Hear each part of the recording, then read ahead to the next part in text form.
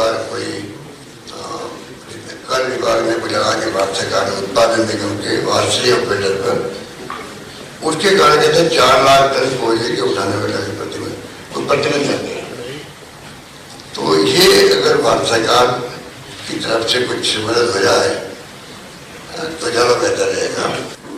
तो cost of delivery जो है हर चीज़ की, पानी की, बिजली की, शिक्षा की, सड़क की, हर चीज़ में आप जानते हो कि कोयला लगती है, उसको भी भारत सरकार को भी देखना पड़ेगा कि ऐसी ज्योग्राफिकल एरिया के लिए कोयला लगती है। स्थिति जब तक भारत सरकार को पूरा सहयोग नहीं मिले तो हर चीज में संभव नहीं होती है काम।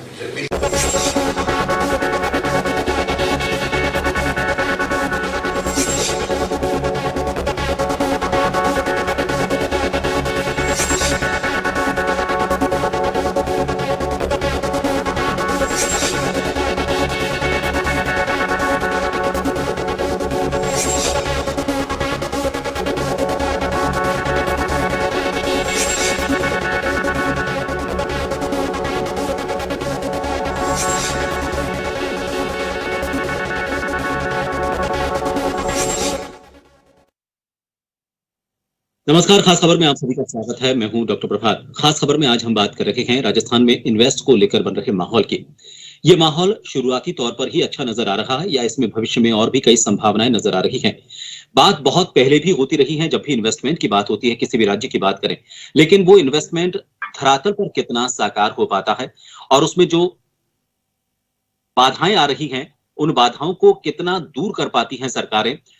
फिलहाल अगर हम राजस्थान की बात करें तो एक बड़ा एमओयू हुआ है और उसमें कोल इंडिया ने इसकी शुरुआत की है। करीब 5,500 करोड़ का इन्वेस्टमेंट उसने आज शुरुआत की है। आज एमओयू साइन हुए हैं। और अगर इन्वेस्ट राजस्थान की बात करें, 7 और 8 अक्टूबर को जो जयपुर में हुआ था, वहां पर 11 लाख करोड़ के 4,000 से ज्यादा एमओयू और एलओआई साइन हुए हैं। फिलहाल कोल इंडिया ने जो शुरुआत की है और अडानी ने जो वादे किए हैं, उसके अलावा और भी कई उद्यमी यहां पर जिन्होंने रुचि दिखाई है, वो क्या धरातल पर उतर पाएंगे? राजस्थान की जो इन्वेस्टमेंट को लेकर पॉलिसी है, उद्योगों को लेकर जो पॉलिसी है, क्या वो इतनी फ्लेक्सिबल है? पहले भी वो पॉलिसी रही है लेकिन उसमें कई खामियां रही थी। क्या उन खामियों को दूर करते हुए इन सभी को आमंत्रित किया जाएगा? ये सिर्फ इन्वेस्टमेंट यहाँ पर व्यापार उद्योग बढ़ाने को लेकर नहीं, रोजगार को लेकर भी एक बड़ा मादा रखता है। लेकिन ऐसे में सियासत इसको किस नजरिए से देखती है? हमारे साथ इस विषय पर चर्चा करने के लिए जो मेहमान जुड़े हुए हैं, उन सभी से सबसे पहले आपका तारुफ करवा देते हैं। भाजपा प्रतिनिधि के तौर पर राखी राठौड़ जी हमारे साथ इस चर्चा में जुड़ी हुई हैं। कांग्रेस प्रतिनिधि के तौर पर सीएल यादव साहब कुछ देर में हमसे जुड़ेंगे और वरिष्ठ पत्रकार श्याम सुंदर शर्मा जी हमारे साथ इस चर्चा में जुड़ रहे हैं। राखी जी, सबसे पहले आपसे सवाल इसलिए बनता है क्योंकि जब इन्वेस्ट समिट हुआ था, इन्वेस्ट राजस्थान हुआ था, उस वक्त ये कहा गया था, पुनिया साहब जो हैं प्रदेशाध्यक्ष बीजेपी के, उन्होंने कहा था कि धरातल पर ये सारी चीजें नजर नहीं आएंगी, सिर्फ साइन होंगे, कागज खाली होंगे, लेकिन जब धरातल पर इसको देखा जाएगा तो ढाक के 3 पात नजर आएंगे। लेकिन आज जो शुरुआत हुई है कोल इंडिया की, 5,500 करोड़ का इन्वेस्टमेंट सोलर प्लांट को लेकर, सोलर की सबसे ज्यादा संभावनाएं राजस्थान में देखी जाती हैं। आप इसको किस तरीके से देखती है? क्या ये शुरुआत लग रहा है आपको धरातल पर उतर पाएगी या फिर आपको अभी भी पॉलिसी जो है उसमें कई खामियां नजर आती हैं? देखिए प्रभात जी, मैं दोनों बातों का जवाब दूंगी और दोनों अलग अलग चीजें हैं। जो आज इन्वेस्टमेंट हुआ है और सतीश पूनिया जी ने जो स्टेटमेंट दिया था इन्वेस्ट राजस्थान के लिए, दोनों अलग अलग चीजें हैं। आज का जो एमओयू साइन हुआ है वो इसलिए हुआ है क्योंकि राजस्थान, हम पिछले कई सालों से देख रहे हैं कि जो बिजली की क्राइसिस है, यहाँ पर जितना प्रोडक्शन है उससे ज्यादा कंजम्पशन की बात है। और हर महीने 2 महीने के अंदर अखबारों में ये न्यूज प्रमुखता से दिखाई जाती है कि बिजली की क्राइसिस हो गई है, लोड शेडिंग कई जगह पे बिना कहे, बिना अनाउंस किए बहुत लंबे समय तक हो रही है। हमने देखा कि सरकार जब आई तो उन्होंने कहा कि किसानों को हम लोग सर्दियों के अंदर रात में बिजली नहीं देंगे, दिन में बिजली दी जाएगी, लेकिन ऐसा कोई काम हमने होते हुए देखा नहीं। तो इसीलिए कोल इंडिया की ये पहले बेसिकली है क्या कि फॉसिल फ्यूल्स जो है, कोल पे कब तक डिपेंडेंसी रहेगी, हमें किसी ऑल्टरनेट रिसोर्स पर आना पड़ेगा। और उसी में पहल करते हुए कोल इंडिया, आप देख सकते हैं इससे ही कि सेंट्रल गवर्नमेंट की संवेदनशीलता कि कोल इंडिया जो है वो एक ऐसे प्रोजेक्ट के साथ में मिल रही है, जुड़ रही है, जहां पर कि सोलर से प्रोडक्शन किया जाएगा। और राजस्थान में देखा जाए तो इस तरह के नेचुरल रिसोर्सेज भरपूर हैं।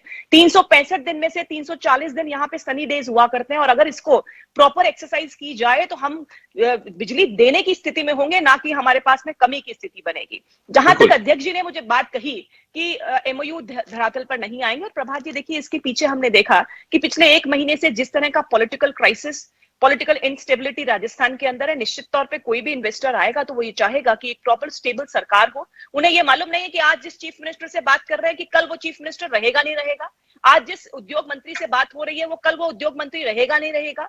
ऐसी अगर अनसर्टेनिटी की स्थिति रखेंगे तो निश्चित तौर पे राजस्थान को नुकसान होगा। और यही है, आज भी हेडलाइन थी कि बेरोजगारी में सबसे ऊपर टॉप अगर कर रहा है तो वो राजस्थान कर रहा है। सीएमआई की रिपोर्ट के अनुसार 23.7% जो है वो राजस्थान की है, और जबकि नेशनल लेवल पे अगर बेरोजगारी की बात करें तो 6.7% के आसपास नेशनल आंकड़ा आता है। तो इतना जो डिफरेंस आ रहा है वो इसी इंस्टेबिलिटी की वजह से आ रहा है, जो पिछले इनफैक्ट मैं कहूं 4 साल से है तो भी कोई अतिशयोक्ति नहीं होगी, लेकिन पिछले 1 महीने से जिस तरह का माहौल रहा, मुझे लगता है हर एक जन के भी मन में, मानस में एक ये डाउट जरूर क्रिएट होता है कि क्या कब कौन रहेगा कौन नहीं रहेगा।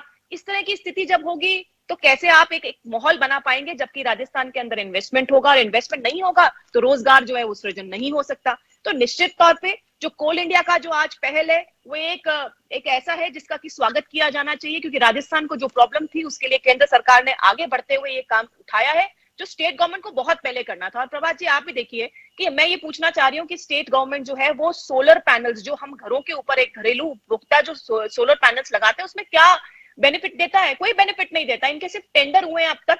अगर सब्सिडी दी जाए तो हम लोग अपने घरों के ऊपर भी पैनल लगा करके सोलर प्रोडक्शन, लाइट प्रोडक्शन कर सकते हैं। तो इस तरह की पहले एक सोलर पॉलिसी बनानी चाहिए राजस्थान को। ये बिल्कुल आपने सही कहा, देखिए पॉलिसीज बनती हैं लेकिन वो धरातल पर कितनी आम जनता के नजरिए से देखें। आपने जो सोलर पैनल का उठाया मुद्दा, ये बात सही है, टेंडर हुए लेकिन वो जो सब्सिडी वाला जितना कोटा था वो कोटा कब का पूरा हो चुका, अब उतने ही उसमें रेट में उनको लगवानी पड़ रही है।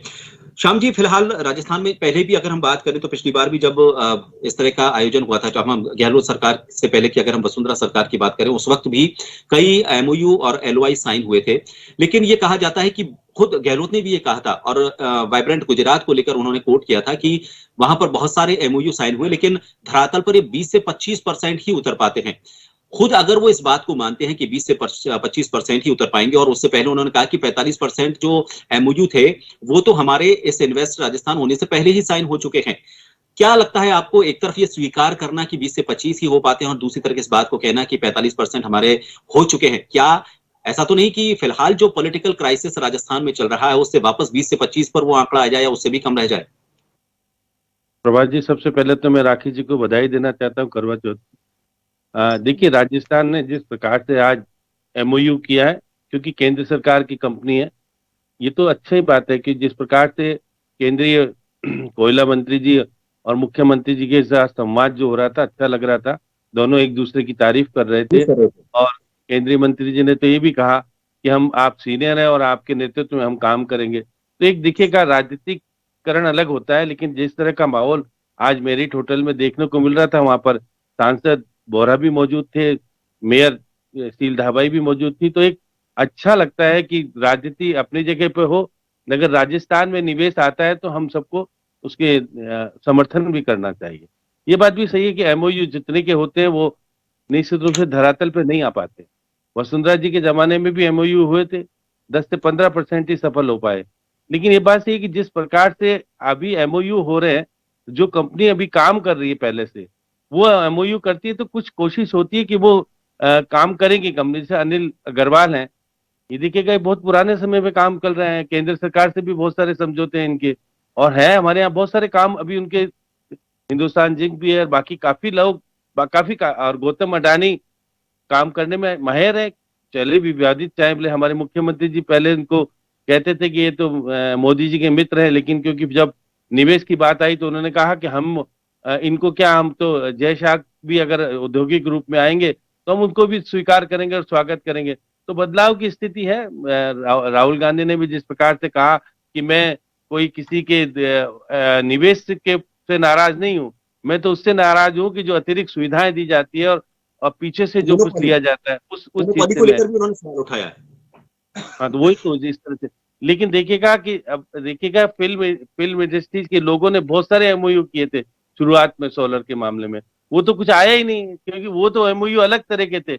लेकिन कंपनी के माध्यम से अगर एमओयू होता है तो मैं मान के चलता हूं कि जिस प्रकार का निवेश से होगा, उससे निवेश से राजस्थान को भी फायदा होने वाला, और वहां जहां पर निवेश होगा वहां की स्थिति भी बदलाव आएगा।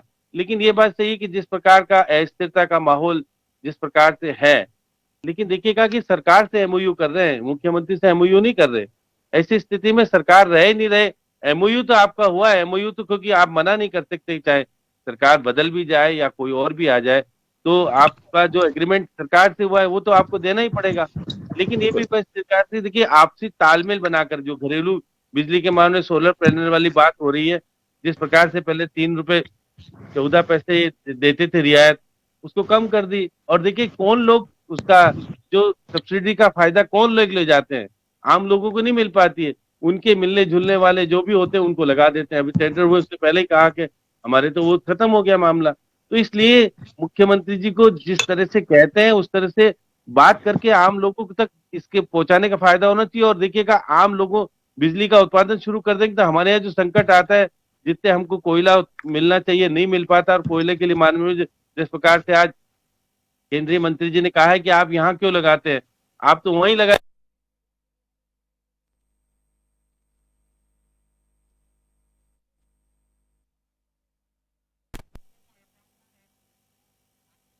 के बजाय हमारा प्लांट खत्म रुक जाता है, वो कर जाता है। तो उन्होंने एक नई प्रवृत्ति की और उन्होंने ऑफर दिया कि आप आइए, हम आपके साथ है। तो एक देखिए, चाहे भले सरकार किसी भी पार्टी की हो, अलग अलग पार्टी की हो, लेकिन क्योंकि जिस तरह का समझौता अगर अच्छा होता है तो उसकी तारीफ करनी चाहिए, समर्थन करना चाहिए। देखिए राखी जी बीजेपी की हैं, तो निश्चित रूप से सरकार की मौजूदा स्थिति में अगर कोई वाहवाही लूटी जाती है तो इनको थोड़ी तकलीफ तो होती है। तो आज तो क्योंकि आप इनको बधाई भी देनी चाहिए, क्योंकि केंद्र सरकार के मंत्री जी ने तारीफ की है और वो आके समझौता कर रहे हैं, तो निश्चित रूप से कहीं कुछ होने वाला नहीं है। क्योंकि केंद्र सरकार तो केंद्र भी किसकी है, देश की सरकार है ना, और राजस्थान सरकार राजस्थान की है। उसमें पार्टी का हो सकता है, कोई भी पार्टी हो, उसमें कोई डबल इंजन की जब पार्टी की सरकार थी तो 3 साढ़े 3 साल तक हमारी मुख्यमंत्री जी और प्रधानमंत्री की जब वार्ता नहीं होती थी, तो ऐसी कौन से डबल इंजन की सरकार से फायदा हो गया। तो मैं कह सकता हूं कि हाँ, जो पहल हुई है ठीक है, लेकिन मुख्यमंत्री जी को एक नीतिगत निर्णय करके आम लोग बिजली का उत्पादन करें और अपने घर पे सोलर पैनल पर लगाएं, इस पे जरूर ध्यान रखना चाहिए। ये एक जरूरी है, और नहीं करेंगे तो हम आने वाले समय में बिजली की क्राइसिस जो झेलते आने जो देखिए मांग तो बढ़ेगी, मांग घटेगी नहीं। मांग बिजली की दिनों दिन बढ़ती जाएगी। आधुनिकता और जो सुविधाएं लोगों को चाहिए उससे शहरी स्थिति में तो आएगा। जी, तो इसलिए मैं चलिए कह सीएम सकता हूँ रावत हमारे साथ जुड़ गए। बिल्कुल आपने सही कहा, संसाधन बढ़ेंगे तो बिजली की मांग बढ़ेगी, तो उसी हिसाब से हमें बिजली का उत्पादन भी बढ़ाना होगा। और उसके लिए हमें जो रिन्यूएबल एनर्जी रिसोर्सेज हैं, जो नेचुरल रिसोर्सेज हैं, कम से कम उन पर तो ध्यान देने की जरूरत है। सीआर यादव साहब हमारे साथ जुड़ गए। सीआर यादव साहब, थोड़ा सा मोबाइल को आप आगे की तरफ झुका लेंगे तो आपका पूरा चेहरा हम देख पाएंगे। मोबाइल को थोड़ा सा आप आगे की तरफ झुका लें ताकि आपका पूरा चेहरा हमें देख पाए। जी यादव साहब, अभी थोड़ा सा आप लेट जुड़े, लेकिन बीजेपी ने भी इस बात का खैर स्वागत किया है। बीजेपी का ये कहना है कि अच्छी बात है कि अगर सोलर एनर्जी को लेकर और राजस्थान में बिजली के क्राइसिस को खत्म करने को लेकर अगर राजस्थान सरकार किसी तरह की कोई एमओयू साइन करती है तो अच्छी बात है। लेकिन इसमें एक जो ऑफर दिया गया, मैं उसको बात थोड़ा सा कोट करना चाहूंगा। अभी श्याम जी ने भी उसका जिक्र किया था। केंद्र सरकार ने पहले भी कई ऑफर दिए हैं और केंद्र सरकार ये कहती है कि अगर किसी भी तरह की कोई क्राइसिस को अगर खत्म करना है जो आम जनता से जुड़ी हुई है, अगर हम बिजली की बात करें तो उसमें जहां पर भी कोयले के प्लांट हैं, जहां पर कोयले की खदानें हैं, अगर वहीं पर बिजली का उत्पादन करने के लिए ये कहा जाए कि पीट हेड पावर प्रोजेक्ट को अगर वहीं पर लगाया जाए। लेकिन इसमें सबसे बड़ी जरूरत यह है कि जिस राज्य से कोयला खदान से कोयला लिया जाता है उस राज्य के साथ उनका सामंजस्य होना। अगर वहां पर दूसरे राज्य के दूसरे पार्टी की सरकार हो तो दिक्कत। इसके अलावा केंद्र के साथ उनका सामंजस्य। क्या दिक्कत आ रही है कि इस दिशा में हम आगे नहीं बढ़ पा रहे हैं, क्योंकि कोयले का ट्रांसपोर्टेशन महंगा पड़ेगा बनस्पत बिजली के ट्रांसपोर्टेशन के। तो अगर ये एक ऑफर केंद्र सरकार की तरफ से है तो मुझे लगता है कि इस ऑफर का स्वागत किया जाना चाहिए और इस दिशा में राजस्थान सरकार को सोचना चाहिए। सबसे पहले जो भी क्या डिस्कशन हुआ मैं उसके बारे में नहीं जा रहा, लेकिन आपका जो क्वेश्चन है, आपको प्रेजेंट सिचुएशंस के ऊपर फोकस करना है या फ्यूचर में जो एंटीसिपेट कर रहे हैं उनके ऊपर फोकस करना है। प्रेजेंट सिचुएशंस में आपके जो भी थर्मल प्लांट्स है उसकी कैपेसिटी को यूटिलाइज करना है जी, उनकी इंस्टॉलेशन जो कैपेसिटी है उसको यूटिलाइज करना है। इमीडिएट पब्लिक को क्या और कैसे रिलीफ दी जा सके उसके ऊपर आपको फोकस करना है। फ्यूचर में क्या होगा, फ्यूचर में तो हमारे पास सोलर है, विंड एनर्जी है, बहुत सारे ऑप्शंस है, लेकिन प्रेजेंट में इस क्राइसिस से कैसे बाहर आया जा सके, कैसे पब्लिक को रिलीफ दी जा सके, उसके लिए सबसे बेस्ट ऑप्शन है कि केंद्र सरकार कोयला उपलब्ध करवाए। केंद्र सरकार कोयले के परिवहन के लिए वैगन उपलब्ध करवाए। अब यदि उसका सारा ब्लेम स्टेट्स को करना है तो इसके लिए नई नई पॉलिसी लेके आएंगे। मोदी जी बात करते हैं आज किसी बात की, दूसरे दिन उसकी कभी बात नहीं करते। 2016 में नोटबंदी आई, नोटबंदी के बहुत सारे सपने दिखाए, उस नोटबंदी की आज तक चर्चा नहीं है दोबारा। सर आज प्रेजेंट में क्या है, क्या है उसके ऊपर फोकस कीजिए। प्रेजेंट में क्या रेमेडीज है, क्या ऑप्शंस अवेलेबल है, उसके ऊपर फोकस कीजिए। फ्यूचर में क्या होगा, 2070 तक हमारे को जीरो एमिशन वाली कंट्री बनना है, लेकिन आज हमारे जीरो एमिशन से काम नहीं चलने वाला। आपको पॉल्यूशन वाली एनर्जी लेनी पड़ेगी, क्योंकि केंद्र सरकार जो आज बैठी हुई है। यादव साहब मेरा इन्वेस्टमेंट पर फोकस है। यादव साहब मेरा जो फोकस है ना, इन्वेस्टमेंट, राजस्थान इन्वेस्टमेंट में जो करार हुए हैं उनकी एक शुरुआत हुई है। इस शुरुआत का स्वागत भी किया है राखी राठौड़ जी ने। मैं ये कह रहा हूं, आपने जैसे एक ऑप्शन की बात की, मैं केंद्र की उस राजनीति की तरफ नहीं जा रहा हूं, लेकिन ये एमओयू धरातल पर कितना उतर पाएंगे, और इसकी शुरुआत सोलर से हुई है, इसलिए सोलर की बात हुई थी। लेकिन जब आपने सोलर की बात छेड़ी दी है तो आप ये कह रहे हैं कि केंद्र को कोयला उपलब्ध करवाने के लिए मदद करनी चाहिए, लेकिन साथ ही इसका दूसरा ऑप्शन ये भी है कि लोगों तक, उनके घरों तक छत पर अगर सोलर के प्लांट लग जाएं तो बिजली की क्राइसिस वैसे भी खत्म हो जाए। लेकिन उसमें भी फ्लेक्सिबिलिटी नहीं है। सोलर की जो सब्सिडी होती है वो सब्सिडी आते ही खत्म हो जाती है। श्याम सुंदर जी ने भी ये कहा कि आते ही वो अपनों को बढ़ जाती है, और जब पता चलता है कि टेंडर जितने के हुए थे सारे के सारे खत्म हो चुके हैं। और उसके अलावा जो रेट मिल रही है, रेट उसको कम करते जा रहे हैं। जो सरकार बिजली लेती है उन लोगों से, उसको कम करती जा रही है, उसके रेट को कम करती जा रही है राजस्थान सरकार। तो ऐसे में आपको क्या लगता है, हम जब केंद्र के साथ आरोप तो लगा देते हैं, लेकिन जब हम इन इन्वेस्टमेंट को धरातल पर उतारने की बात कहते हैं तो हम वहां पर फ्लेक्सिबल नहीं हो पाते हैं। और आम जनता की अगर बात करें तो जनता तक वो सुलभ हो, उन तक वो पहुंचे, उसके लिए भी फ्लेक्सिबिलिटी राजस्थान सरकार की तरफ से नजर क्यों नहीं आती? फिर नहीं, आरोप फैक्ट बेसिस पे है, आरोप हवा हवाई नहीं है भाजपा की तरह। जीएसटी 2017 में लागू हुआ, नहीं, ये उससे पहले सोलर इक्विपमेंट और सोलर फ्लैट्स के ऊपर वेट नहीं था। राखी जी सुनिए ग्राउंड पे बात राखी जी कीजिए। सुनिए, यादव मैडम साहब, सुनिए। आपका भाषण सुनने के लिए नहीं बैठे हैं, 2017 आपके पास कुछ डेटा दीजिए। सुनो, ये रट के आए ना सर, आज सोलर इक्विपमेंट, सोलर इंस्टॉलेशन के ऊपर जीएसटी हो गया 18%। सवाल की तरफ वापस लेता हूं। सरकार की मंशा नहीं है कोई भी प्रोजेक्ट्स को धरती पे उतारने की, मोदी सरकार की कभी मंशा नहीं रही है, सिर्फ उसको जुमले करने हैं। यदि मोदी सरकार की मंशा होती ग्रीन एनर्जी, सोलर एनर्जी को डेवलप करने की, तो सबसे पहले जीएसटी लगाया। यादव जी, गहलोत साहब ने एक बात कही थी, उनका ये कहना था कि 20 से 25% ही इन्वेस्ट जो है वो धरातल पर उतर पाता है, जो इन्वेस्ट ये समिट होते हैं उनमें। ऐसे में आपको क्या उम्मीद नजर आती है, चाहे आप सिस्टम की बात करें, क्या आपको लग रहा है कि उतर पाएंगे पूरे के पूरे? जितने भी एमओयू हुए, एलओआई हुए, उनके 40% प्रोजेक्ट्स इन प्रोसेस है या उनका इम्प्लीमेंटेशन स्टार्ट हो चुका है। जब 7 और 8 तारीख को समिट हो रही थी उस दिन 1162 एमओयू एलओआई इन प्रोसेस है, और 520 इम्प्लीमेंटेशन स्टार्ट हो गया। यानी कि 1680 एमओयू एलओआई इन इम्प्लीमेंटेशन है या प्रोसेस में है। तो 40% हमारे धरातल पे उतरने की तैयारी है। अब क्या होता है कि खिसियाई बिल्ली खंबा नोचे और हाथ कंगन को आरसी, क्या ये दोनों कहावतें बीजेपी के ऊपर खड़ी उतरती। भाषा का हाथ कंगन को आरसी की बात, आज जो इन्वेस्टमेंट समिट को जो भाजपा पानी पीवी के कोसा करती थी, उसके सामने आज सीआईएल को मजबूर होना पड़ा। राजस्थान के साथ एक सवाल ऐड करूंगा। अभी फिलहाल जो पॉलिटिकल क्राइसिस चल रहा है, क्या आपको लगता है कि उस पॉलिटिकल क्राइसिस में विश्वास इतना बैठा पाएंगे, इतना विश्वास आप बना पाएंगे? उनको लगता है, ये बात सही भी कही है इन्होंने, कि आप जिसके साथ एमओयू कर रहे हैं, जिसके साथ एलओआई कर रहे हैं, पता चले कि बाद में वो मुख्यमंत्री ही नहीं, वो उद्योग मंत्री ही नहीं, तो ऐसे में धरातल पर वो उतर कैसे पाएंगी? जब जमीन इतनी कमजोर है, सियासी जमीन इतनी कमजोर है, तो आप विश्वास कैसे दिला रहे हैं? मैं ये जानना चाहता हूँ, विश्वास की जमीन आप कैसे मजबूत कर पा रहे हैं? वो विश्वास की सीमेंट आपने कौन सी डाली है इसमें? 2 चीज। पहली बात, देश चलता है सिस्टम से। ठीक है, ये मोदी सरकार की नीतियों से, वो पीएमओ से 4 ऑर्डर बन के आते हैं और इम्प्लीमेंटेशन होते हैं, उससे देश चलता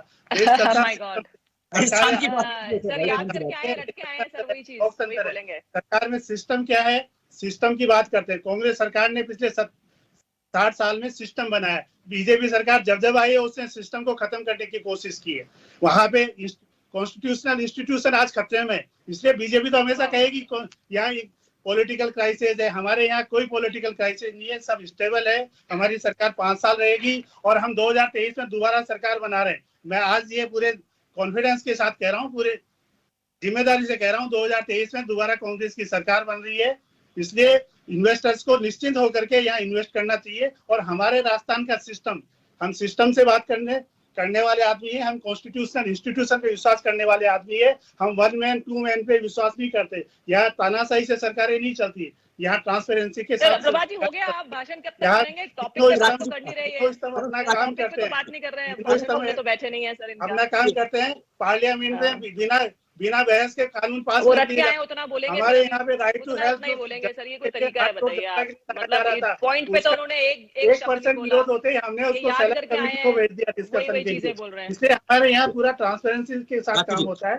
जो भी इम्प्लीमेंटेशन होगा बिल्कुल ट्रांसपेरेंसी के साथ होगा, निष्क्रिय रहे। और भाजपा को मैं ये विश्वास दिलाना चाहता हूँ, आप भाजपा को नहीं, जनता को विश्वास दिलाएं होगा, उसके साथ पूरा कोऑपरेशन होगा। क्या है, जनता को विश्वास दिलाएं। जी जी जी जी आपसे मेरा सवाल, एक तो आप जो भी आप काउंटर करना चाहती हैं उस काउंटर को करिएगा, लेकिन ये जो एक सिस्टम बनाया जाता है, पहले सिंगल विंडो सिस्टम की बात की गई थी कि भाई एक ही विंडो होगी जहां से आपको सारी परमिशन और सारी जो चीजें हैं वो मिल जाया करेंगे, लेकिन अब एक वन स्टॉप शॉप की बात की गई है। क्या लगता है दिक्कत कहां आती है आपके अनुभव से? आपको क्या लगता है? चीजें तो बनाई जाती हैं, इंप्लीमेंटेशन भी होता है। आपको अगर ध्यान हो तो एक ऐसी ही समिति जिसमें उद्यमियों को बुलाया गया था, उस सम्मेलन में खुले तौर पर सरकार को कोसते हुए कहा था सब सरकार की मंशा में दिक्कत नहीं है, लेकिन जो ब्यूरोक्रेसी है वो परमिशंस देने को लेकर इतना ज्यादा परेशान हमें कर देती है कि आखिरकार हमें हाथ पीछे खींचने पड़ते हैं। सरकार का ब्यूरोक्रेसी पर कंट्रोल नहीं होना इस निवेश को कम करने के लिए बहुत बड़ा कारण हो सकता है। आपको इसमें कोई कमी नजर आती है और इस कमी को दूर करने का क्या तरीका नजर आता है? साथ ही चाहूंगा कि जो बातें सीएल यादव साहब ने कही थी जिनको आप काउंटर करना चाहते हैं उनका भी जवाब दें। देखिए, यादव साहब ने एक रटाया भाषण जो जनरली इनके नेता पब्लिक मीटिंग्स में देते हैं उस तरह के मुद्दे पे बात करते हैं। सर यादव साहब, लेट मी कंप्लीट। आपने भाषण दिया लंबा चौड़ा, और जीएसटी और नोटबंदी की जो आप बात कर रहे हैं उसके बाद बहुत सारे विधानसभा चुनाव, लोकसभा चुनाव में आप चले गए, जनता ने धूल चटा दी है, इसलिए उसी रटे रटाई बातों को प्लीज नहीं करें। मुद्दे की बात ये है कि ब्यूरोक्रेसी की क्या हालत है। सुन लीजिए।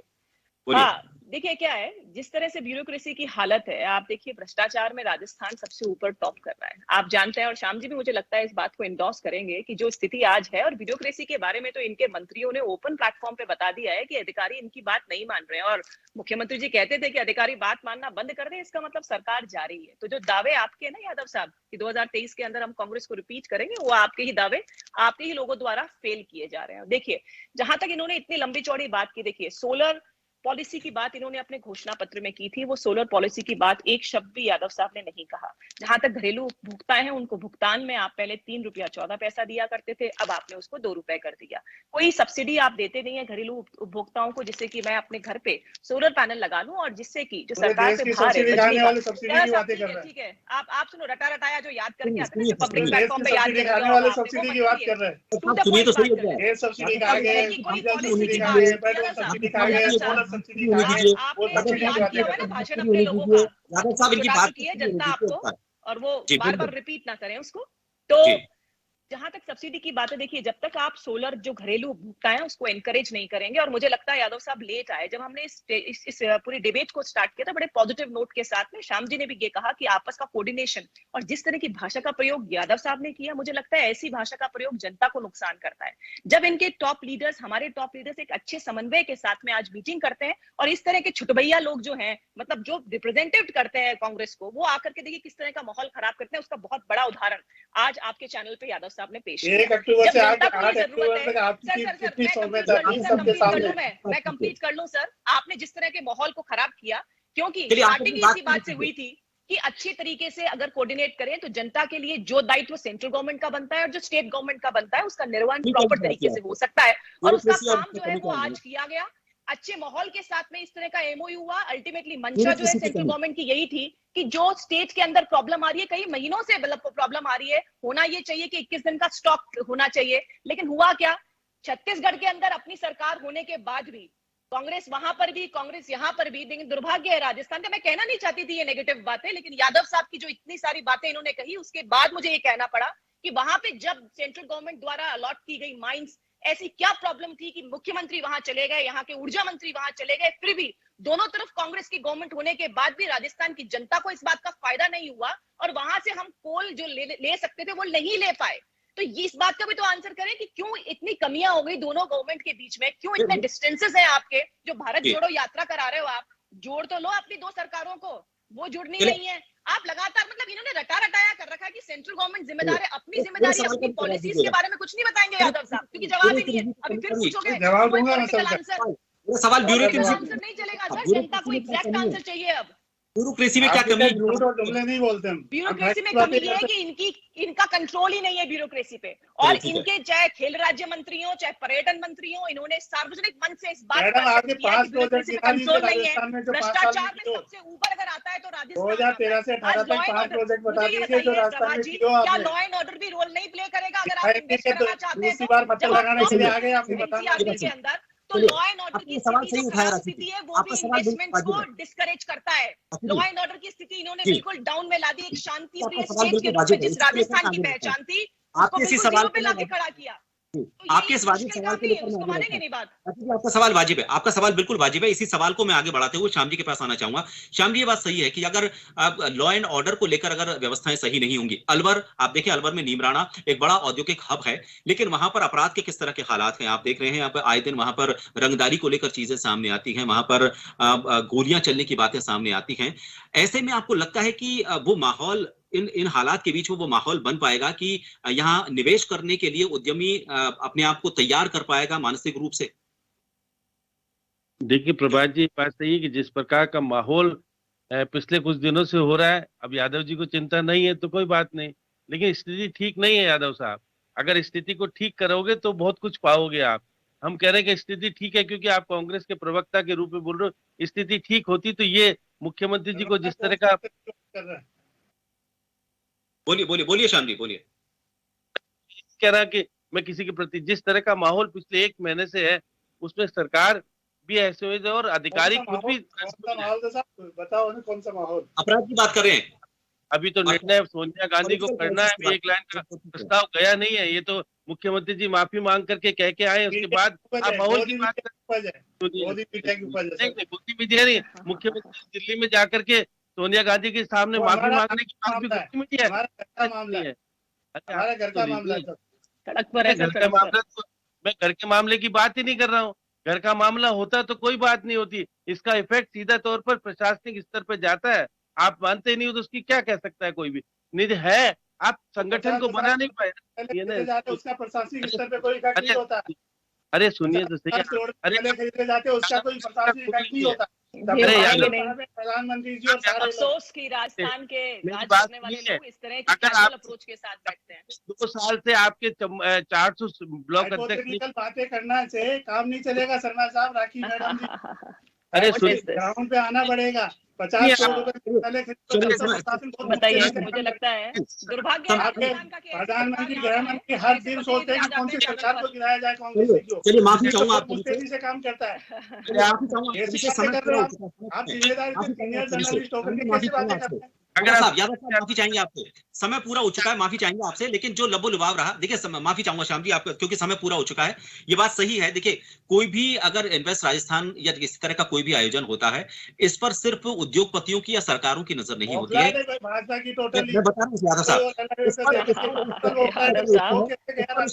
नजर होती है जो बेरोजगार होता है, उस पर उस व्यक्ति की भी नजर होती है जो रिक्शा चलाता है, उस पर उस व्यक्ति की भी नजर होती है जो अपना परिवार चलाना चाहता है। ये सिर्फ उद्योग की बात नहीं है, ये रोजगार का भी एक बहुत बड़ा जरिया होता है। ऐसे में यहाँ पर अभी निमराना की बात की, मैं एक एड ऑन कर दूं। दिवाड़ी में पिछले 2 नहीं, साल धन्यवाद में धन्यवाद। 200 फैक्ट्रियां निकल गई है। सुनो, किसी को और को बोलने दोगे नहीं और आप बहुत ऐड अच्छी ऑन बात, कर दोगे। अच्छी आप बात ना है, तो कोई अच्छी तथ्य बात बोल है, रहे ऐसा हो, ना होना कोई चाहिए। रिलेवेंट बात बोल रहे हो, माफी काहे की ऐड ऑन कर दो। माफी चाहूंगा, ये अच्छी बात है, जबरदस्ती। ऐसा हुआ, ये अच्छी बात है। मैं खुद स्वागत करता हूँ इस बात का। Add on राखी जी ने भी इस बात का स्वागत किया है, राखी जी ने भी इस बात का स्वागत किया है कि माहौल अगर अच्छा हो तो केंद्र सरकार के साथ सामंजस्य बिठाते हुए जो भी उनका योगदान चाहिए वो मिलना भी चाहिए और ये होना भी चाहिए। आज जिस माहौल में शुरुआत हुई है एमओयू की कोल इंडिया की तरफ से, मुझे लगता है कि केंद्रीय मंत्री गहलोत जी की तारीफ कर रहे हैं, गहलोत जी केंद्रीय मंत्री की तारीफ कर रहे हैं। मैं कह रहा हूं एक सुखद माहौल है। ये सुखद माहौल सिर्फ राजनीति की ही तस्वीर सामने लेकर नहीं आता, जो जनता है, राज्य की जनता है, उसको भी अच्छा लगता है कि एक अच्छा माहौल बन रहा है। उद्योग आएंगे तो उसको रोजगार को लेकर कुछ संभावनाएं नजर आएंगी। बहुत बहुत शुक्रिया आप सभी का हमसे जुड़ने के लिए। फिलहाल के लिए खास खबर में इतना ही, दीजिए इजाजत, नमस्कार।